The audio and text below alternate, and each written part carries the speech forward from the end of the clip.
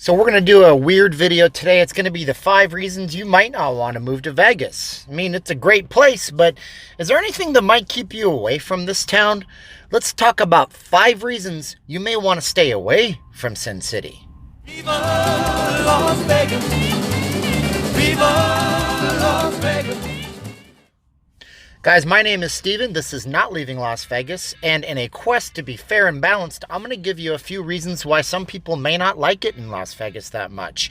Let's talk about that right now, and before we get started, I want you to do me a huge favor. Click on the subscribe button, hit that little bell. We do videos all the time. I would hate for you to miss out, and if you love Vegas and travel, you're going to like this channel a whole bunch. All right, so everybody talks about Vegas, and I love this city. It's one of my favorite places I've ever lived. I think there's a great sense of community. I think it's a lot better than people think it is to live here, but there are a few things I've noticed over being here over the last 14 or 15 years that might preclude you from wanting to move here. The number one reason you may not want to move here, believe it or not, is the weather. Now, some people like to have 4 seasons. There's this thing called seasonal affect disorder where, you know, the sun goes away and the clouds roll in and the days are shorter and you kind of have that lack of vitamin D and you feel kind of garbagey. Well, if you guys like to have 4 seasons and you don't want to have 2 seasons, which is really, really hot and then slightly less hot, then you may not like the weather in Vegas. It does get up to about 45 degrees Celsius or 115 degrees Fahrenheit for long stretches at a time, and that can be a little bit grating on people, especially if you guys have issues with the heat or medical reasons,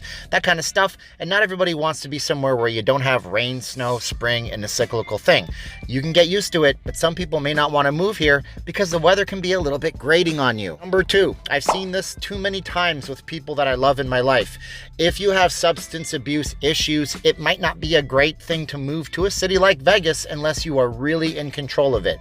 See, the problem with this town is that we have a 24-hour drinking law. There is no last call. There is no time when they lock up the liquor in the convenience stores like in some states.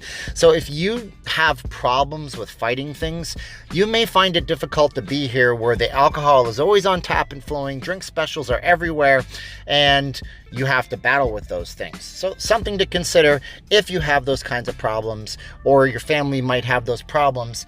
Maybe you consider that when you think about moving here. Number 3 is kind of a piggyback on number 2, gambling problems. Look, I work in a business of timeshare. I've seen people who make tremendous amounts of money in a short period, get cash in their hand, and then blow all their cash. They end up going to places like Hawaii or Florida where there is no gambling, and they end up making a lot more money in those areas doing the same thing they could have done in this area because they don't have the opportunity to go into a casino and put everything on a roulette wheel or try to play some craps. Gambling is a son of a gun. I'm not going to go into the psychological aspects of it, but I will say that if you have gambling issues, this may not be the kind of town you can be really successful and thrive in unless you have a really great support system and people who are willing to help you out and you have your priorities real straight. Number 4 might seem strange, but if you don't have a driver's license or you don't have any want or wish to have car ownership, this can be a hard town to get around in. There is a bus system, there is Uber, there is Lyft, but the city is sprawled out. If you end up living way off one side of town and you get a job opportunity 35 minutes away by car, that's going to take you an hour to an hour and 20 minutes to get there on a bus. Yes, there's buses, there's bus passes, there's alternate ways to get around, but it can be a pain in the butt. Even though the bus system here has a really good online system so you know when your bus is going to show up, it can be a pain not to own a car in Vegas. I tell everybody to come out here, consider getting a vehicle, just do it. Air conditioning and being able to get from point A to point B is a lot better than having to wait in the heat in the summertime and the rain and the wind in the wintertime. So if you don't own a car, you don't have any reason to, there might be other places where you could go and really enjoy the city and the life a little more, where it's not so hot and not so sprawled out. The number 5 reason would be if you have children and you plan on putting them in public school. Unfortunately, the state of Nevada is like 47th, I believe, in public education across the country.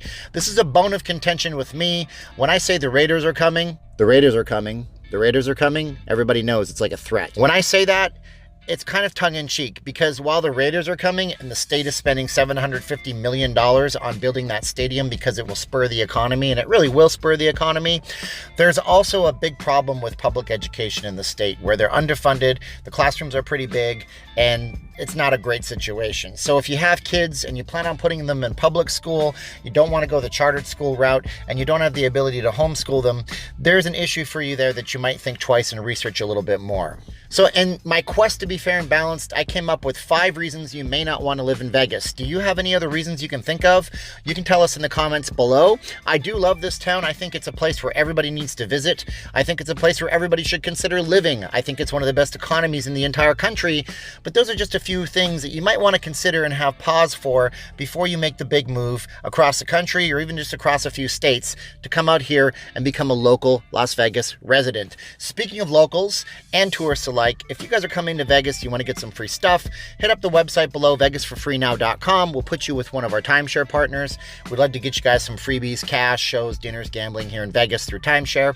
If you guys are just browsing through, make sure you hit that subscribe button, click that little bell, leave us a comment. We'd love to hear from you. This is Steven with Not Leaving Las Vegas, a full-time Vegas resident, tells you how it really is in Sin City, Nevada. Talk to you later. Thanks for watching. Bye-bye, everybody.